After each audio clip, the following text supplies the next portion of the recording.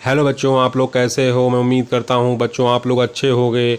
बच्चों, जवाहर नवोदय विद्यालय की waiting list कब आएगी, किस समय आएगा, कब तक आएगी, ये सारे प्रश्नों के जवाब मैं इसको आपको इस वीडियो में देने वाला हूँ। बच्चों, आप लोग यदि चैनल पर नए हो तो चैनल को सब्सक्राइब कर लो और बेल आइकन को ऑल पर लगा लो, जिससे सबसे पहले जो भी सूचना मिले आपको मेरे द्वारा वो आपके तक पहुँचे। ठीक है बच्चों, अब चलिए मैं आपको बताता हूँ कि नवोदय में वेटिंग लिस्ट कब तक आएगी बच्चों। और आप लोग एक चीज़ और समझिए कि जवाहर नवोदय विद्यालय में यदि आपका 1 या 2 नंबर से नहीं हुआ है सिलेक्शन, 1 या 2 नंबर से सिलेक्शन नहीं हुआ है, तो आखिरकार बच्चों आपका 1 या 2 नंबर से सिलेक्शन क्यों नहीं हुआ है, इस पर आप विचार करिए। बच्चों, 29 अप्रैल को आपका पेपर हुआ था, आप लोगों को याद है। अब आपको मैं बताता हूं कि आप लोगों को हर एक विषय में यानी 3 विषय यानी मेंटल एबिलिटी, मैथ्स और आपका जो लैंग्वेज है, इसमें आपको 40% नंबर लाने थे। नहीं 50, रीजनिंग आपकी 50 नंबर की है, 50 का 40% 20 नंबर होता है। भाषा में 25 का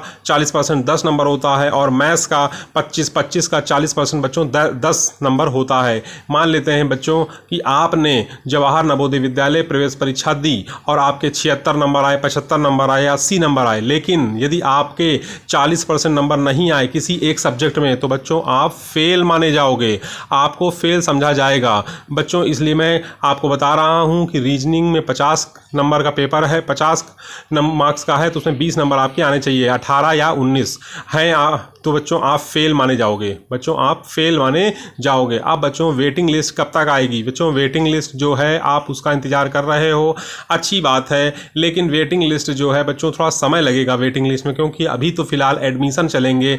जवाहर नवोदय विद्यालय में जो फर्स्ट जो मेरिट निकली है उसमें 80 बच्चों के एडमिशन होंगे। अब 80 बच्चों के जब एडमिशन होंगे उसमें बहुत सारे बच्चों ने जो है, यदि उनके आधार कार्ड में गड़बड़ी होगी, उनका निवास प्रमाण पत्र में गड़बड़ी होगी, तो फिर बच्चों आपको जो है उन बच्चों को वहाँ पर नहीं लिया जाएगा और वेटिंग लिस्ट निकलेगी और जगह खाली होगी। तो वेटिंग लिस्ट बच्चों निकलेगी, आप सब्र रखें।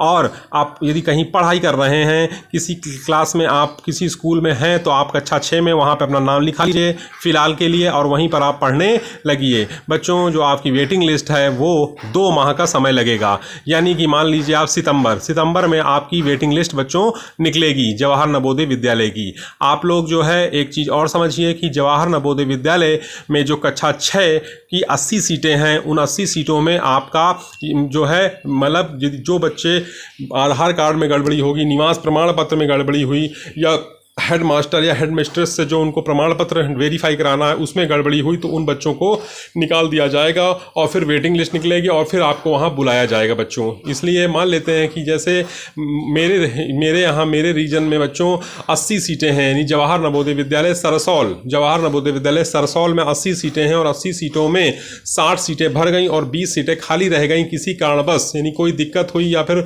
जो भी समस्या हुई, तो वहाँ पर जो है वेटिंग लिस्ट निकाली जाएगी उन 20 बच्चों के लिए। अच्छा बच्चों, वेटिंग लिस्ट जब निकलेगी तो उसमें आपको कॉल के माध्यम से बताया जाएगा, ठीक है ना, कॉल आएगा आपके घर पे। आप लोग सब्र रखें, ध्यान रखें अपना। जय हिंद।